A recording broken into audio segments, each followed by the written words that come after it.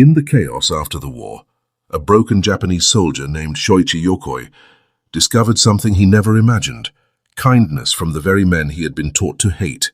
The story unfolds with pain, loss, and unexpected redemption. Japan had been shattered, cities burned, and millions suffered hunger and grief. Yet from that devastation came a bond that reshaped two nations. American soldiers who had lost their friends in brutal Pacific battles chose compassion instead of revenge, offering food, medicine, and dignity to those they once called enemies. Through these small acts, sharing chocolate, giving warm jackets, and treating the wounded, hatred began to dissolve. Yokoy, who once believed Americans were demons, found humanity in them, while the Marines learned that mercy could build stronger peace than any weapon.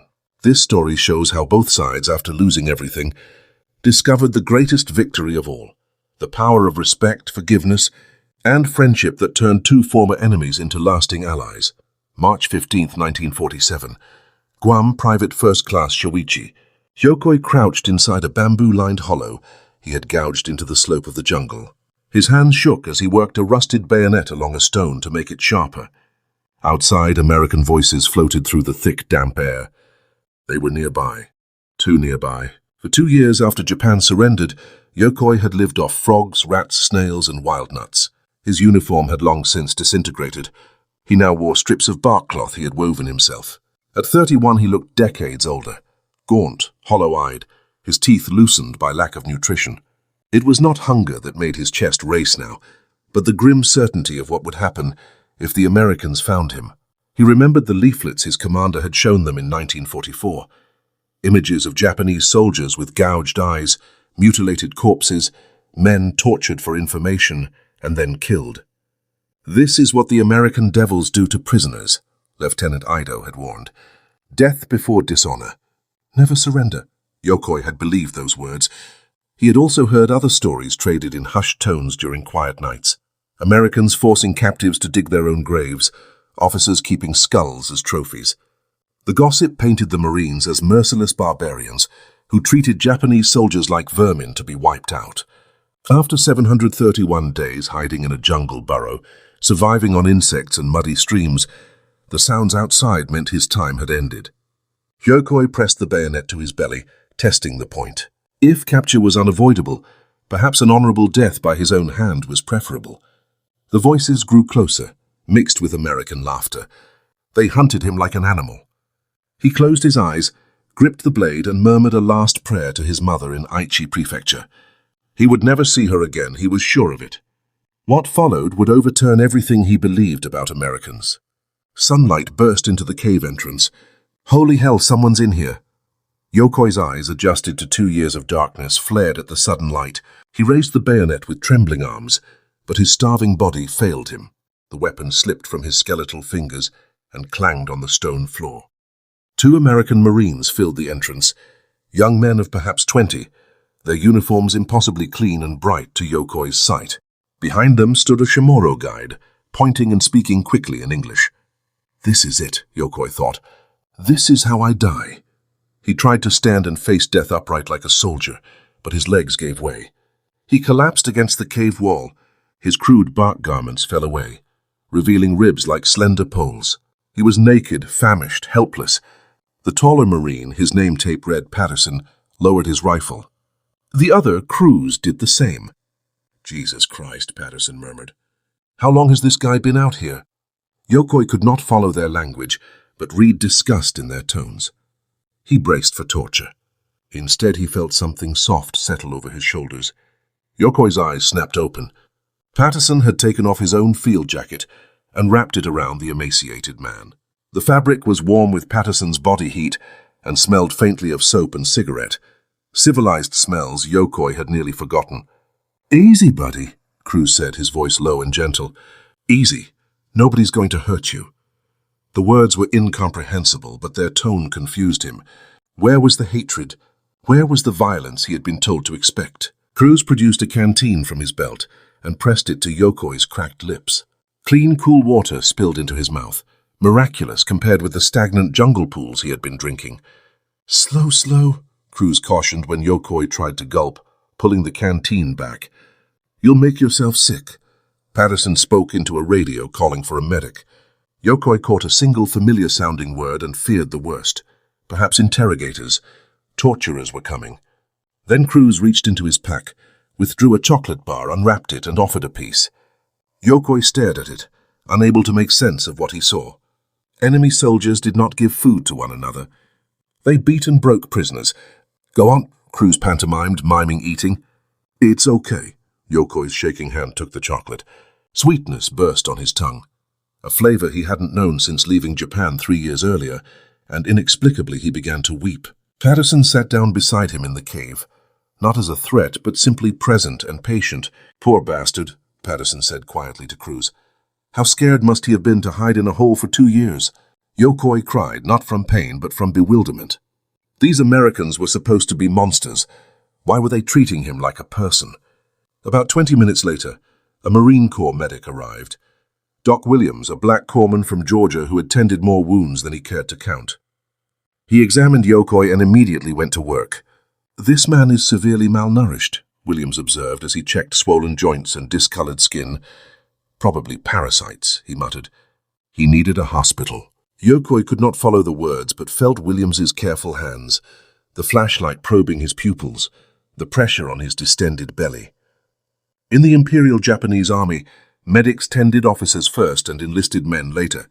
Enemy prisoners often received no care. Yet here an American medic spent 20 minutes assessing him, dressed the infected cuts on his feet, and gave him injections of what would later be identified as antibiotics. "You're going to be okay," Williams said, meeting Yokoy's gaze. "I understand. Okay." Yokoy did not grasp the language, but read reassurance in the eyes before him. They carried him out on a stretcher. He expected to be thrown in the back of a truck or beaten along the way. Instead, Patterson walked beside him with a hand on his shoulder, speaking in that calm, steady voice. "I bet you're thinking of your family, huh?" Patterson said. "Don't worry, buddy. We'll let them know you're alive." At the base hospital on Guam, Yokoy encountered experiences that shattered his prior beliefs. He was given a bed, white sheets, not a floor or cell, where he spent 3 weeks recovering.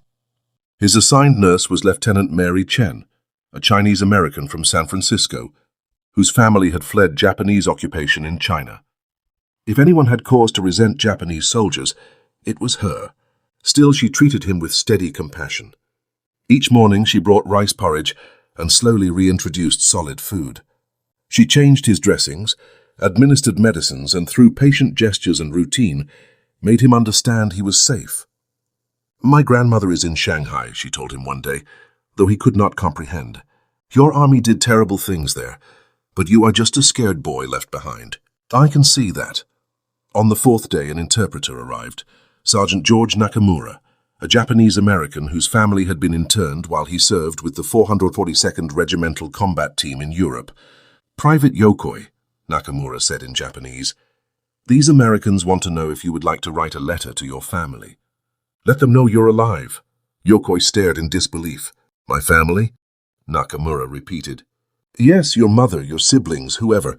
The Red Cross will deliver it. You're a prisoner, yes, but the Geneva Convention requires this, and these Marines believe in treating people decently, even enemy soldiers." Yokoy's hands trembled as he penned his first letter home. "Honorable Mother, I am alive and in American custody on Guam. I am ashamed that I did not die in battle, but the Americans have treated me with unexpected kindness. I am receiving medical care and food. I do not understand why. Please forgive your unworthy son for surviving." 3 weeks later, a reply arrived. His mother was alive. She had believed he died in 1945. She cried with joy. She cared not for his shame. She wanted her son returned. Yokoy read her words in his hospital bed and broke down completely. Patterson, who visited often, sat beside him. Through Nakamura's translation, Yokoy managed to say, "My mother, she still wants me even though I surrendered." "Of course she does," Patterson replied. "You're her son. War doesn't change that." As Yokoy regained his strength, he watched the Americans closely with a soldier's eye for detail. What he observed contradicted 3 years of propaganda. The soldiers played baseball in the evenings, complained about the heat, the food, and their officers, and showed one another photos of girlfriends and wives.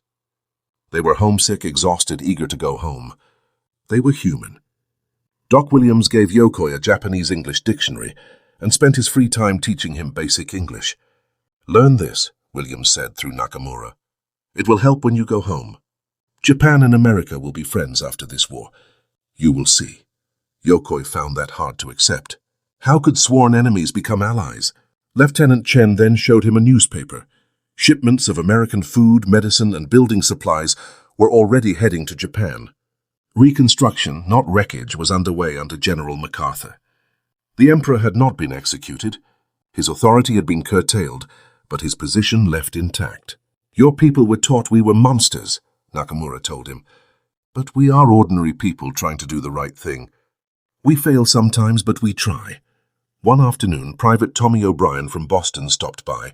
19 with a boyish face, he mentioned his father had been captured in France in 1918 and treated decently by his captors.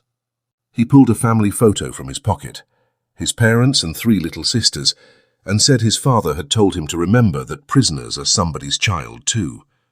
Maybe he could be that person for someone, O'Brien explained. Through Nakamura, Yokoy and O'Brien compared letters from home, foods they missed, and memories of neighborhoods. For a short while they were not enemies, but 2 young men who wanted to return to their mothers. On another visit, Patterson handed Yokoy a radio. "Thought you might want to hear some music," he said, tuning to a Japanese broadcast from Tokyo. Hearing songs from his country for the first time in 3 years, Yokoy cried again while Patterson sat quietly beside him. The most surprising visit came from Captain Robert Henderson, a Marine who had fought in brutal Pacific battles and lost comrades to Japanese attacks. He had every justification to hate, yet he extended his hand. "Private Yokoy," Henderson said through Nakamura, "I fought your army for 3 years and lost good friends. You survived by hiding in a hole eating rats and fearing we would torture you to death. That is a different sort of courage. You were a soldier obeying orders as I was. The war is finished. Now we are men trying to go home. I respect you." Yokoy had no words. In the Imperial Japanese Army, officers did not clasp hands with enlisted men, and enemies did not offer respect. Henderson continued, urging him to tell others what he had witnessed, that Americans were not demons but people who believed in dignity for all, even enemies. The care Yokoy received was not accidental. It reflected American military policy and cultural beliefs. Since the Revolutionary War, U.S. forces generally followed contemporaneous rules about the treatment of captives, and by World War II, the 1929 Geneva Convention laid out concrete standards: proper food, medical aid, shelter, the right to communicate with family, and protection from abuse. Beyond regulations, American leaders believed humane treatment had practical benefits. Eisenhower in Europe insisted prisoners be treated with respect, reasoning that decent treatment encouraged surrender, saved lives, and helped shape the post-war order. MacArthur adopted the same stance in the Pacific, and Admiral Chester Nimitz argued that even crews guilty of heinous acts deserved fair treatment as POWs. Civilization, he asserted, required it. This principle was not universal and did not eliminate war crimes. Some U.S. servicemen, traumatized and furious, abused prisoners, but such behavior ran against official policy and, when discovered, was punished.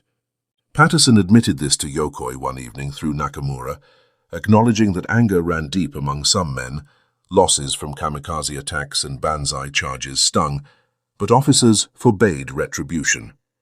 During recovery, Yokoy kept a small diary, with Nakamura's help recording his shifting thoughts. Day 5. I still cannot believe I am fed 3 meals daily. The food is odd but enough. No one has struck me. Day 9. Nurse Chen changed my dressings again. She is Chinese. Our army harmed her people, yet she tends my wounds as if I belong to her family. I do not understand. Day 15. Patterson brought cigarettes, very strong American smokes. We smoked, and he showed me a photo of his sweetheart in California. He wants to open a restaurant after the war. He asked what I would do. I had no answer. I thought I would die in this war. Day 21. Mother's letter arrived. I wept like a child. Sergeant Nakamura stayed with me and told his story.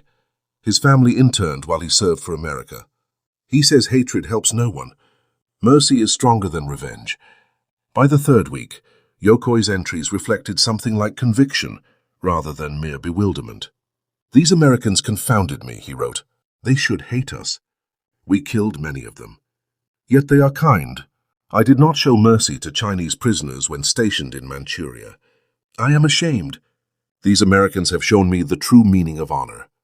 Yokoy's experience was not unique.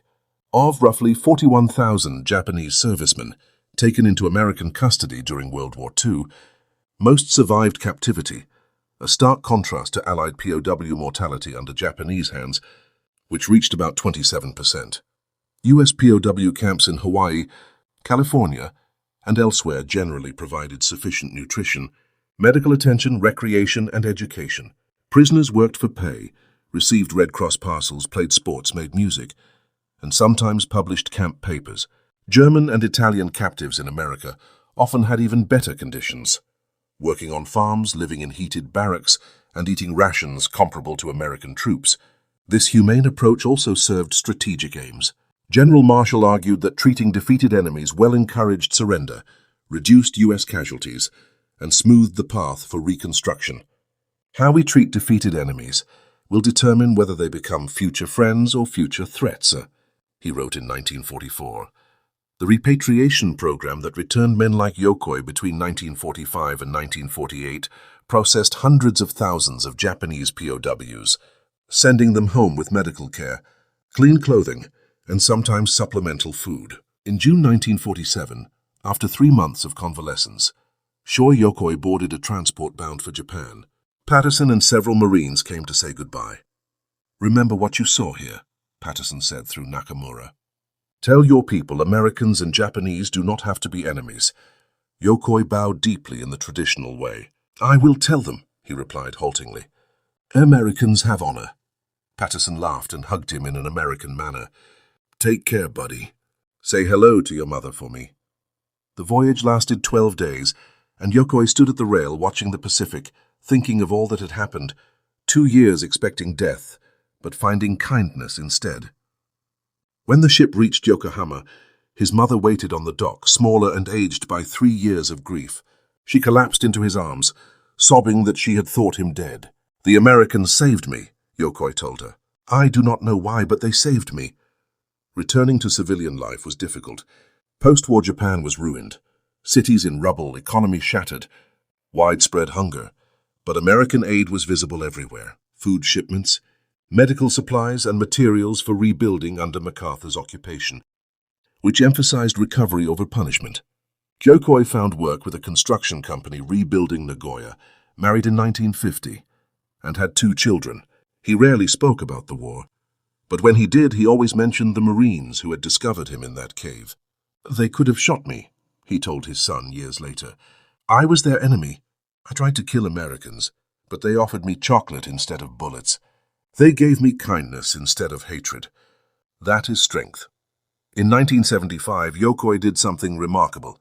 He wrote to the Marine Corps seeking help to find Patterson so he could thank him properly.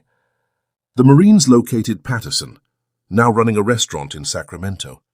The 2 men exchanged letters, and in 1977, Yokoy, then 61, made his first trip to America. Patterson met him at the airport, and they embraced like brothers. "I never forgot you," Yokoy said in careful English. "I never forgot you either," Patterson replied. They spent a week together, sharing meals, whiskey, photographs, and family stories. On the final night, Yokoy told Patterson, "You changed my life. You showed me enemies can become friends. Mercy beat revenge." Patterson demurred. "I just treated you like a person. That is all." Yokoy's story illustrates a broader outcome of American post-war policy. Treating defeated foes with respect yielded extraordinary returns. The Marshall Plan rebuilt Western Europe and turned former adversaries into close partners. Germany evolved into a NATO cornerstone, and Japan became America's key ally in Asia. That was not inevitable, harsh post-war treatment. After World War I helped fuel resentment and extremism, but after World War II, the United States chose reconstruction and democratization. War criminals were tried, yet the Japanese people were engaged as partners rather than merely vanquished subjects. That approach produced generations who remembered American compassion. When the Cold War began, countries like Japan, Germany, and Italy aligned with the United States, choosing to win the peace through decency rather than domination, forged alliances that endured for decades. In a 1995 interview, at 79, Yokoy reflected on his ordeal. He said he had spent 2 years in a cave, terrified of American demons, and called himself foolish for believing wartime propaganda. The Americans he met were simply men doing their jobs honorably. Politics make enemies, but humanity crosses politics. He recalled Patterson's jacket, Doc Williams's care, Lieutenant Chen's gentleness, and the interpreter who helped him write home. Acts that revealed not weakness, but moral strength. Yokoy's children remembered him as transformed by that encounter. His daughter said he taught them that true strength is not hatred, but the courage to show mercy to enemies. When Yokoy died in 1997 at 81, his family found decades of letters and Christmas cards from Patterson. At the funeral, they read Patterson's final letter. "Shoy, you once thanked me for treating you like a human being. I should thank you. You reminded me why we fought, not to annihilate enemies, but to show that decency and honor matter, even at the darkest moments. You are my friend, buddy. Always will be."